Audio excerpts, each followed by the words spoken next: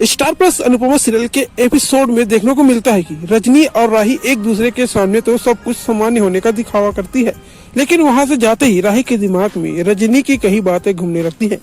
रजनी भी अपने बेटा वरुण को बताती है कि राही को उस पर शक हो गया है। वरुण पूछता है कि ऐसा क्यों लगता है। इस पर रजनी बताती है कि उसकी बातों में साफ झलक रहा था।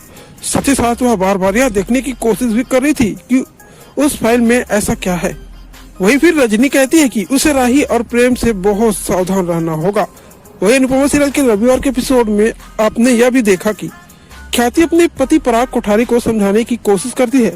जब ख्याति को पता चलता है कि पराग उस चाल को तोड़ने जा रहा है जहां अनुपमा रहती है, उस चाल को तोड़कर वहां पर बिल्डिंग बनाएगा, तो ख्याति उसे समझाती है। उसे यह फिक्र सता रही होती है कि उन्हें गरीबों की बद्दुआ लगेगी। वही फिर पराग कोठारी कहता है कि लैब में बनाए जा रहे हीरो की वजह से उसके असली हीरो का बिजनेस मंदा पड़ने लगा है।